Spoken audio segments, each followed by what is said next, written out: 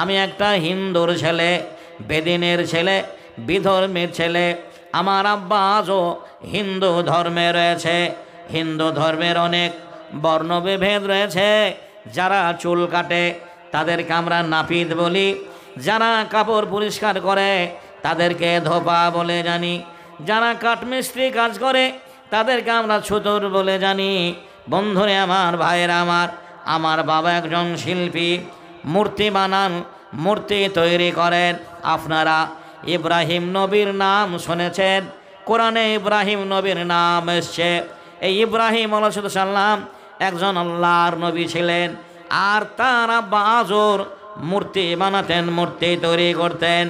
আমার বাবা আজও মূর্তি বানান, মূর্তি তৈরি করেন। আমিও বাবার সঙ্গে মূর্তি বানিয়েছি, তৈরি করতে জানি। এই দুটো হাত আজও ভুলে যায়নি। আমার বাবার নাম হীরেন কুমার রাজেন্দ্র, মা আমার অর্চনা দেবী। আজও দুজনে হিন্দু ধর্মেই বেঁচে রয়েছে। আমি বাপের একটাই ছেলে, আর আমার কোনো ভাই ছিল না, দুটো বোন বিয়ে হয়ে গেছে। বন্ধুরে আমার, ভাইরা আমার, আপনাদের এই জলসায় কোরআন হাদিসের আলোকে দুটো কথা বলার আগে আপনাদের কাছে সারাঙ্গীত দিয়ে গেছি। নবীর যুগে আল্লাহর নবীর কাছে যারা সেদিন কালেমা পড়ে মুসলমান হয়েছিলেন, এরা নবীর সাহাবী।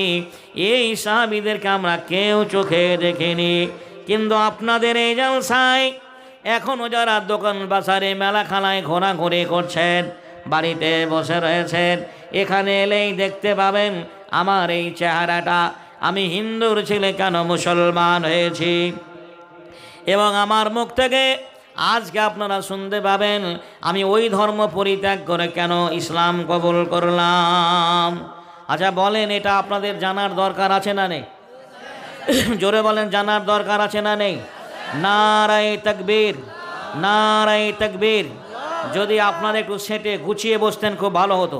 এখন তো গ্রীষ্মকাল নয়, চৈত্র মাসের খরা নয়, বৈশাখ মাসের গরম নয়। এখন যত সেটে সেটে বসবেন তত ভালো হবে। ভাই আপনারা যারা দাঁড়িয়ে আছেন অযথা শিশিরে, এবার নাড়া লাগাবো, আপনারা সেটে সেটে চলে আসেন, একেবারে কাছে চলে আসেন। দেখুন, দূরের মানুষের সঙ্গে প্রেম ভালোবাসা হয় না। মানুষকে জানতে হলে মানুষের খুব কাছে আসতে হয়, যে খুবই কাছে আসতে হয়, তবে মানুষকে সে জানতে পারে। পৃথিবীতে এমন একটা সৃষ্টি জীব নেই যার পুজো ওরা করে না। আমি ক্লাস 5, 6, 7, 8 ছাত্র। আমার মাকে বললাম, মা আমি তো পুজো করব, পুষ্পাঞ্জলি দেব, কিন্তু এদের জন্ম কোথায়, এদের আদি পিতাকে কীভাবে সৃষ্টি হলো এটা আমি জানতে চাই। মা বলো এগুলো আমাদের কে হয়? আমার মা আমাকে বলেছিল, বাবা রে, এই বাবাদের আমরা পুজো করতে পারি, স্বর্গবাসী হতে পারবো, এগুলো আমাদের বাবা হয়। ওদের ধর্মে একটা আদর্শ, ওদের ধর্মের একটা নিয়ম, যতগুলো পুরুষ দেবতা আছে সবাইকে ওরা বাবা বলে, যতগুলো মহিলা দেবী আছে সবাইকে ওরা মা বলে। ঠিক না বেঠিক জোরে বলেন? দুর্গাকে মা বলে, কালীকে মা বলে, শিবকে বাবা বলে।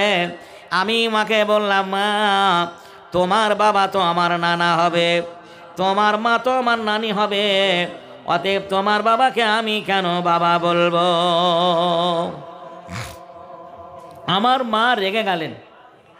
মাকে আমি বলেছিলাম, মা যদি এই দেবদেবীদের বাবা বলতে হয়, আমি আমার জীবনে আজ থেকে রাস্তাঘাটে যাকেই দেখতে পাবো আমি তাকেই বাবা বলে ডাকবো, আর তাকেই তোমাকে স্বামী বলে গ্রহণ করতে হবে, করবে কি তাই বলো?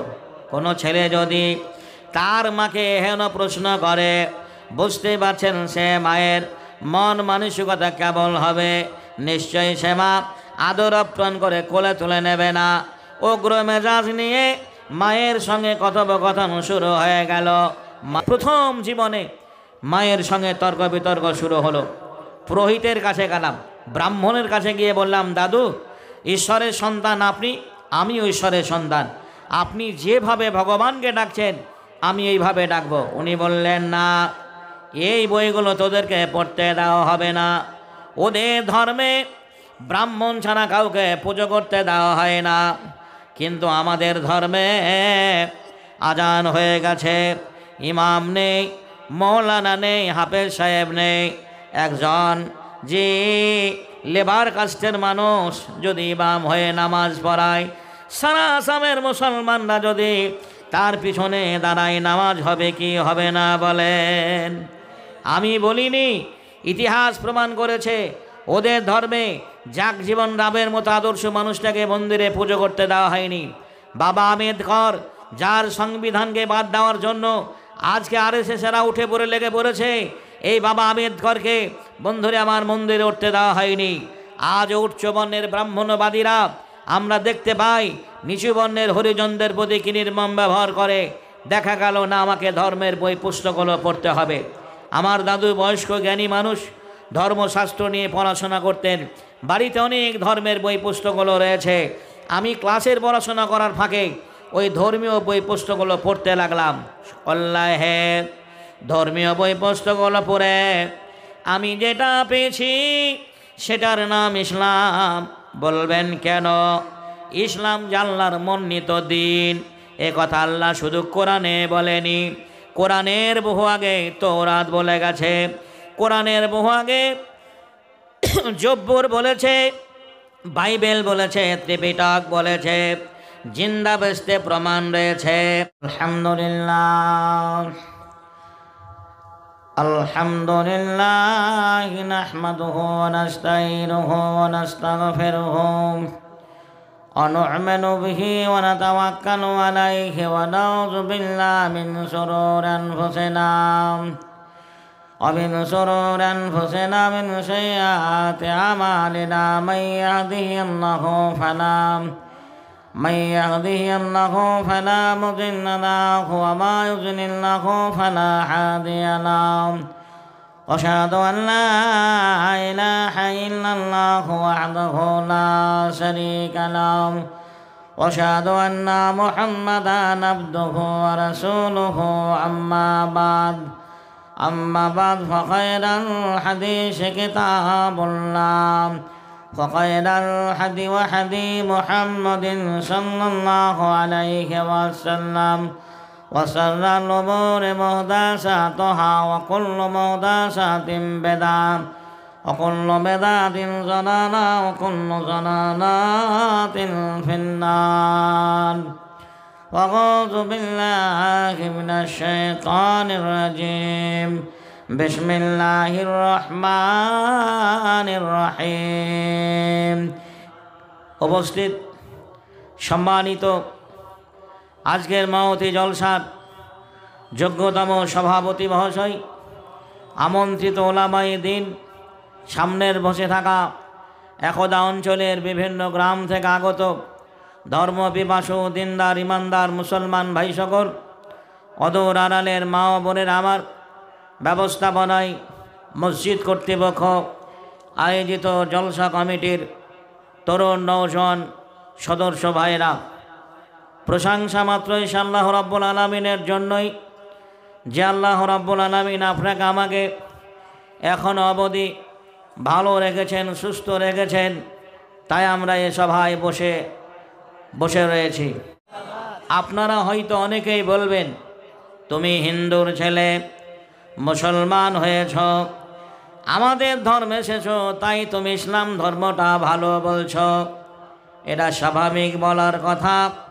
কেউ যখন কোনো দল ছেড়ে কোনো দলে চলে যায়, সেই দলে হাজারো চোর থাকলেও সেই দলটা তার কাছে ভালো হয়ে দাঁড়ায়। আপনারা বলবেন, তুমি অন্য ধর্মের মানুষ, আমাদের ধর্মে এসেছ, তাই তুমি ইসলাম ধর্মটা ভালো বলছ। এটা স্বাভাবিক বলার কথা। কিন্তু না, আমি বলি নাই। আমার আল্লাহ বলেছেন, দুনিয়ার মানুষ, সারা দুনিয়ায় সমস্ত ধর্মের ধর্মযাজকেরা আপন আপন ধর্মের ঢাক ঢোল বাজালেও আমার কাছে একটাই দিন, তার নাম ইন্না দীনা ইনদাল্লাহিল ইসলাম। তবে ভাই, সারা দুনিয়ায় ধর্মের লড়াই চলছে।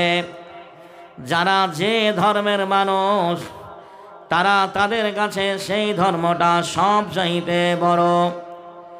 যারা ইহুদি তারা বলেন আমরা ভালো, আমাদের ধর্ম ভালো। যারা বৌদ্ধ তারা বলেছেন আমাদের ধর্মের ঊর্ধ্বে কোনো ধর্ম নেই। যারা খ্রিস্টান তারা বলেন আমাদের ধর্মটা বড়। যারা হিন্দু তারা বলেন আমরা আদি ও পুরাতন, আমরা সনাতন ধর্মের মানুষ, আমাদের ধর্মটা সব চাইতে বড়।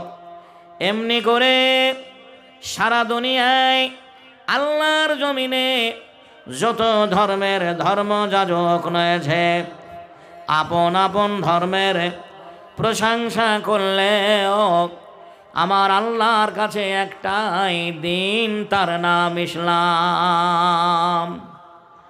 একটু জোরে উচ্চস্বরে আওয়াজ করে বলা যাবেন আলহামদুলিল্লাহ? আরও জোরে বলুন আলহামদুলিল্লাহ।